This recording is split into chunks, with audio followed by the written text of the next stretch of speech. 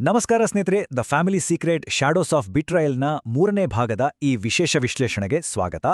ನಾವೆಲ್ಲರೂ ಇಷ್ಟು ದಿನ ಕಾಯ್ತಿದ್ದ ರೋಚಕ ಘಟ್ಟ ಈಗ ಬಂದೇ ಬಿಟ್ಟಿದೆ. ನಂಬಿಕೆ ದ್ರೋಹದ ಕರಾಳ ನೆರಳುಗಳು ಒಂದೊಂದಾಗಿ ಹೇಗೆ ಬಯಲಾಗುತ್ತಿವೆ ಅನ್ನೋದನ್ನ ಈ ಸ್ಲೈಡ್ಗಳ ಮೂಲಕ ಅರ್ಥ ಮಾಡ್ಕೊಳ್ಳೋಣ.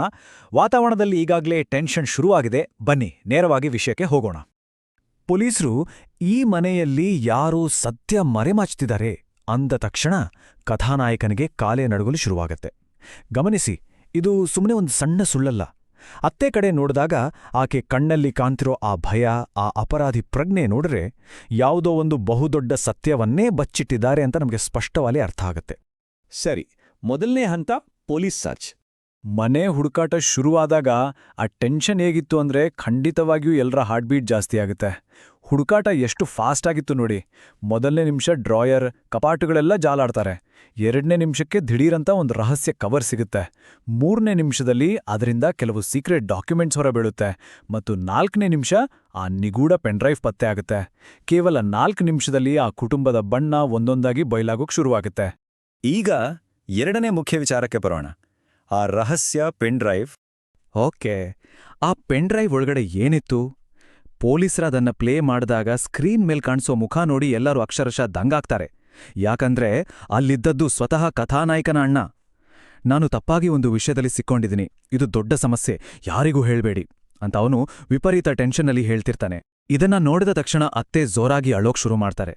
ಅಂದ್ರೆ ಇಷ್ಟು ದಿನ ಅತ್ತೆ ಯಾಕೆ ಮೌನವಾಗಿದ್ರು, ಅವಳಿಗಿದೆಲ್ಲ ಮೊದಲೇ ಗೊತ್ತಿತ್ತಾ ಅನ್ನೋದು ನಮ್ಗಿಲ್ ಕ್ಲಿಯರ್ ಆಗುತ್ತೆ. ಇನ್ನು ಮುಂದಿನ ಆಘಾತಕಾರಿ ತಿರುವು, ನಕಲಿ ಡಾಕ್ಟರಿನ ಬಲೆ. ಪೊಲೀಸರು ಮತ್ತೊಂದು ಫೈಲ್ ಓಪನ್ ಮಾಡ್ತಾರೆ. ಅಲ್ಲೇ ಇರೋದು ನೋಡಿ ದೊಡ್ಡ ಶಾಕ್.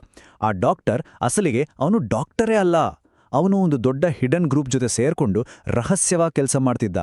ಜನರ ವೀಕ್ನೆಸ್ ನೋಡಿ ಬಲಿಗೆ ಬೀಳ್ಸ್ಕೊಳ್ಳೋದೇ ಇವರ ಮುಖ್ಯ ಉದ್ದೇಶ.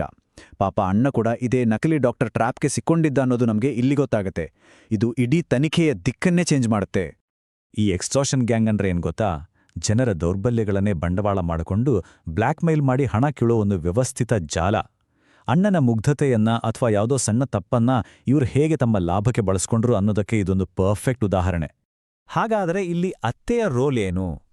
ಮೇಲ್ನೋಟಕ್ಕೆ ನಮಗೆ ಅನ್ಸೋದು ಪಾಪ ಅತ್ತೆ ತನ್ನ ಅಳಿಯನನ್ನ ಉಳಿಸ್ಕೊಳ್ಳೋಕೆ ಈ ಅಪಾಯಕಾರಿ ಆಟಕ್ಕೆ ಇಳಿದಿದ್ದಾರೆ ಅಂತ.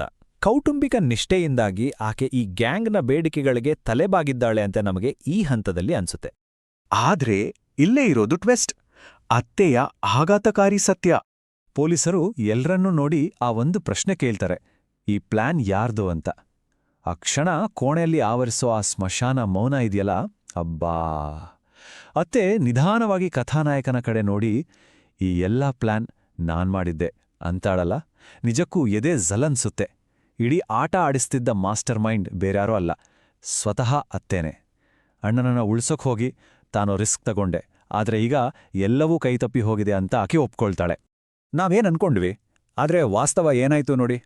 ಅತ್ತೆ ಕೇವಲ ಒಬ್ರು ಅಸಹಾಯಕ ಸಂತ್ರಸ್ತೆ, ಮೌನವಾಗಿ ಕುಟುಂಬನ ಕಾಪಾಡೋಕೆ ಒದ್ದಾಡ್ತಿದ್ದಾರೆ ಅಂತ ನಾವೆಲ್ಲ ಅನ್ಕೊಂಡಿದ್ವಿ. ಆದರೆ ಅಸಲಿಗೆ ಈ ಅಪಾಯಕಾರಿ ಸಂಚನ ರೂಪಿಸಿದ್ದೇ ಆಕೆ. ತನ್ನದೇ ಪ್ಲಾನ್ ಕೊನೆಗೆ ತನ್ನ ನಿಯಂತ್ರಣ ತಪ್ಪಿ ಇಡೀ ಫ್ಯಾಮಿಲಿನ ದೊಡ್ಡ ಸಂಕಷ್ಟಕ್ಕೆ ಸಿಲುಕಿಸಿತ್ತು. ಕೊನೆಯ ಹಂತ, ಮುಂದಿನವರು ಯಾರು?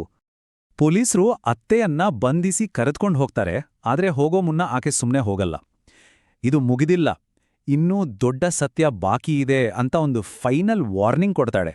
ಅಂದ್ರೆ ಈಗಾಗಿರೋ ಅರೆಸ್ಟ್ ಕೇವಲ ಒಂದು ಸಣ್ಣ ತುಣುಕು ಅಷ್ಟೇ. ನಾವ್ ನೋಡ್ತಿರೋದು ಕೇವಲ ಮಂಜುಗಡ್ಡೆಯ ತುದಿಯನ್ನ. ನಿಜವಾದ ಬೃಹತ್ ರಹಸ್ಯವೊಂದು ಇನ್ನೂ ಕತ್ಲಲ್ಲೇ ಇದೆ ಅನ್ನೋದು ಕಥಾನಾಯಕನಿಗೆ ಸಂಪೂರ್ಣ ಗೊಂದಲ ಸೃಷ್ಟಿಸುತ್ತೆ.